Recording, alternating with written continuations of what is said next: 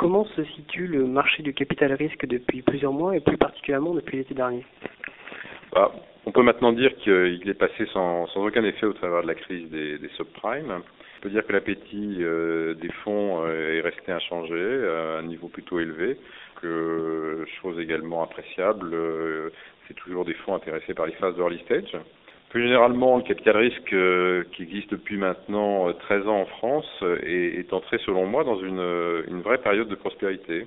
Côté des équipes qui animent ces fonds, elles ont maintenant vécu plusieurs cycles complets et ont acquis une grande maturité. À peu près 50% des professionnels qui les composent ont plus de 8 ans d'expérience. Côté des entreprises, des startups, ce qu'on peut constater, c'est qu'elles sont de plus en plus fondées par des entrepreneurs d'expérience. Vous savez, notamment ces fameux serial ou repeat entrepreneurs qui en sont à leur deuxième ou troisième création d'entreprise. Et ce qui a comme conséquence directe, on devrait assister à une baisse très significative du taux de défaillance des sociétés financées. On peut même dire qu'on assiste à une baisse assez significative de ce taux depuis 3 ans. Moi, j'estime qu'il a été divisé par 2 par rapport à la période précédente, ce qui laisse entrevoir pour les années à venir des TRI pour ces fonds excellents. Quels sont les secteurs qui tirent aujourd'hui leur épingle du jeu?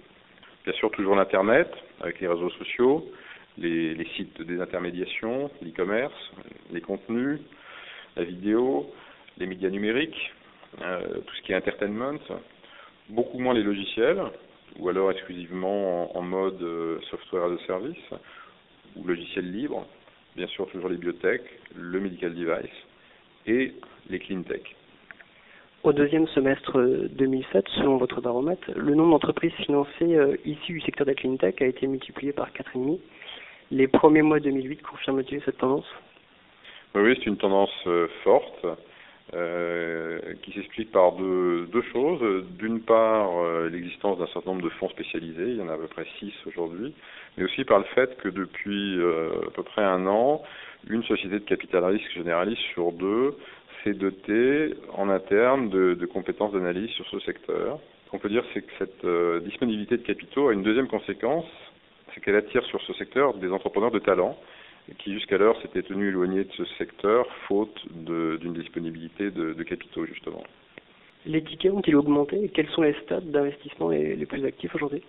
Alors encore un signe de bonne santé du venture, c'est l'appétit retrouvé des fonds pour l'early stage, une sorte de retour aux sources pour les fonds d'investissement qui savent que c'est sur ce type de deal, pourvu qu'on puisse suivre la société sur le long terme, que l'on fait les meilleurs retours. On notera d'ailleurs la décision récente de plusieurs fonds d'allouer une poche spéciale pour des investissements limités, entre 300 et 500 000 euros, mais avec des procédures de décision très allégées et très raccourcies. On voit plusieurs jeunes fonds aujourd'hui émerger, comme Alven ou Elaya. Pensez-vous qu'il existe déjà une relève du capital risque? Et si oui, quelles sont les différences par rapport aux acteurs qui sont un peu plus installés en termes d'équipe, de projets ciblés notamment?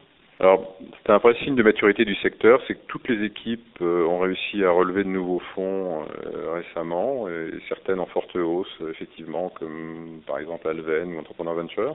On peut également noter la montée en puissance de nouveaux acteurs indépendants. On peut citer Alto Invest, A+, OTC Innovation, 1, 2, 3 Venture, qui sont en train de confirmer leur position d'acteurs majeurs de ce secteur. Pour ce qui est des équipes, c'est le retour en force des jeunes depuis 2 ans.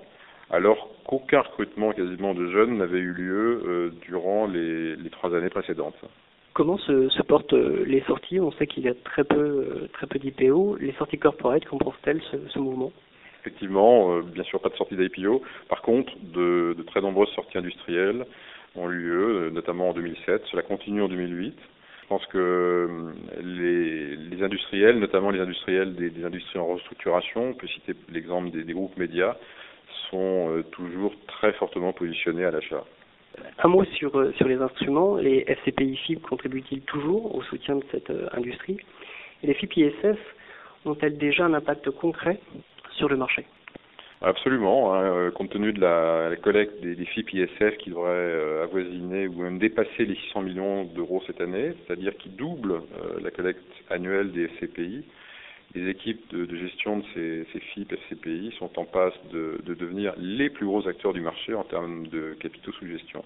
On peut dire qu'il représente dès à présent à peu près 2/3 des capitaux disponibles et donc des futurs investissements. C'est, je crois, de bon augure pour le capital risque, le financement de l'innovation en général, puisque je fais partie de ceux qui pensent que plus il y a de capitaux disponibles, plus nombreux sont les entrepreneurs qui vont sauter le pas de la création d'entreprise. Comment se porte l'activité de Chausson Finance depuis 2007, notamment en termes de levée?